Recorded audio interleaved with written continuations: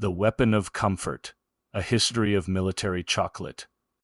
War is cold, it is wet, and above all, it is exhausting. When you strip away all the politics and the grand strategies, the daily life of a soldier is often just a struggle to stay warm, stay awake, and stay alive. For 300 years, one specific item has probably done more to boost morale than any grand speech from a general. And that item is chocolate. But the chocolate found in a soldier's pocket wasn't the creamy, sweet candy bar we know today. Oh no. This was something different. It was a tool, a dense, often bitter brick of pure energy, specifically engineered to survive the freezing trenches of France and the sweltering jungles of the Pacific. This is the fascinating and often overlooked history of military chocolate, the weapon of comfort. Our story begins in 1914. As the world plunged into the Great War, on the Western Front, the concept of fresh food was a distant, dream-like memory for the soldiers huddled in the trenches. Their daily diet consisted of things like bully beef and corned beef and hardtack, which were biscuits so incredibly hard they were nicknamed tooth dullers. Seriously, you had to soak them in water or coffee just to avoid breaking your teeth. Life was bleak, monotonous, and dangerous, but tucked away inside what was called the iron ration, the emergency food. Supply meant only for the absolute direst of circumstances was a small glimmer of humanity, a tiny 1-ounce bar of sweetened chocolate. Now, this wasn't just about the calories, though those were vital. It was about the caffeine. It was about the sugar rush for a man standing watch at 3 in the morning, shivering in the freezing rain. Slowly dissolving a small square of chocolate on his tongue was more than just sustenance. It was a connection, a bridge back to the life he had left behind, a small comfort in a world of chaos.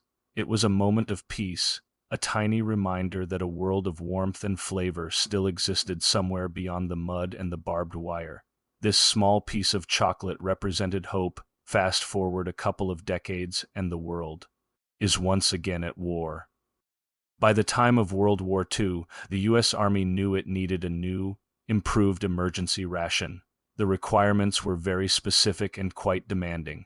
The new bar had to weigh exactly 4 ounces. It needed to be high in energy, packing at least 600 calories, and most importantly, it had to withstand temperatures of up to 120 degrees Fahrenheit without melting.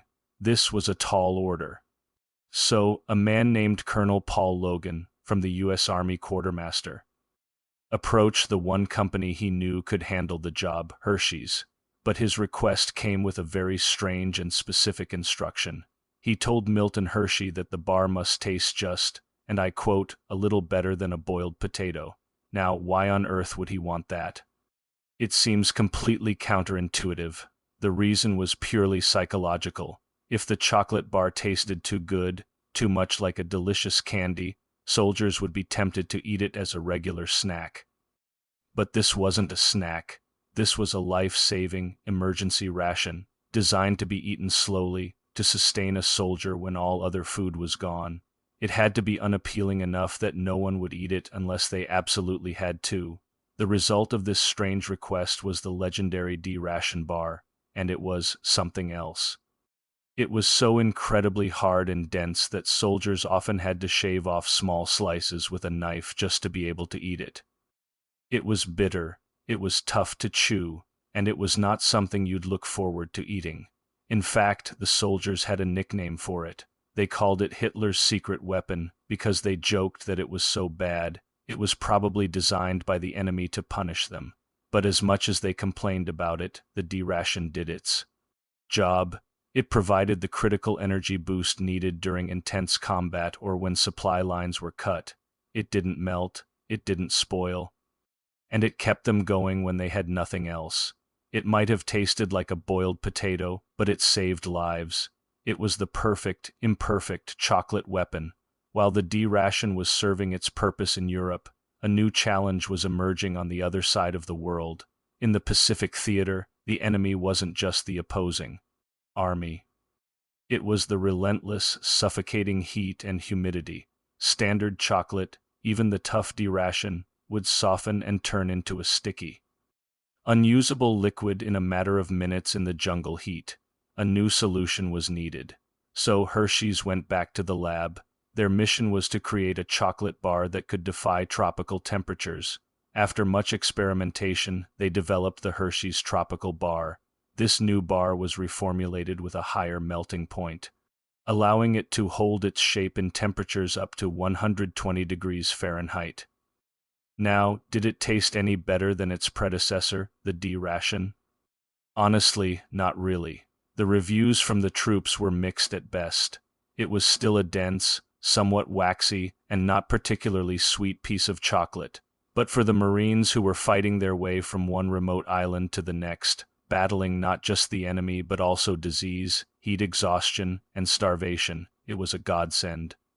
It was a familiar taste of home that wouldn't melt away into a mess in their pockets. It was a reliable source of energy that they could count on in the most hostile environment on Earth. The sheer scale of this production is staggering.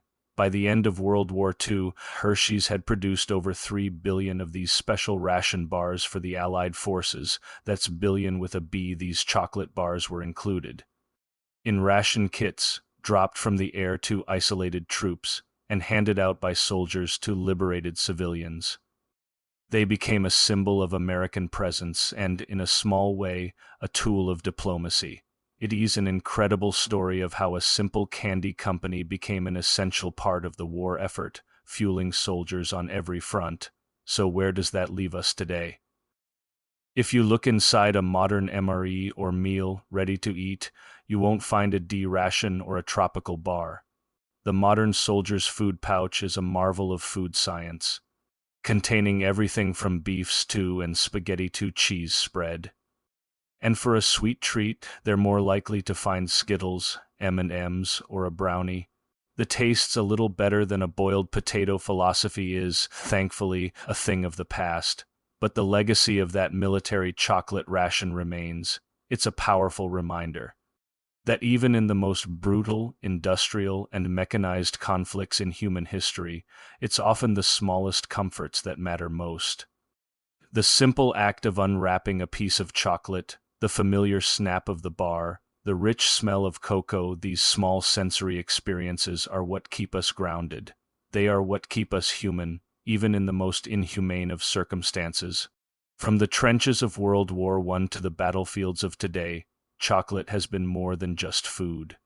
It's been a source of energy, a moment of comfort, and a taste of home. Thanks so much for watching this little dive into history. If you enjoyed learning about the surprising story behind military chocolate, be sure to hit that like button and subscribe for more stories you might not have heard before. See you in the next one.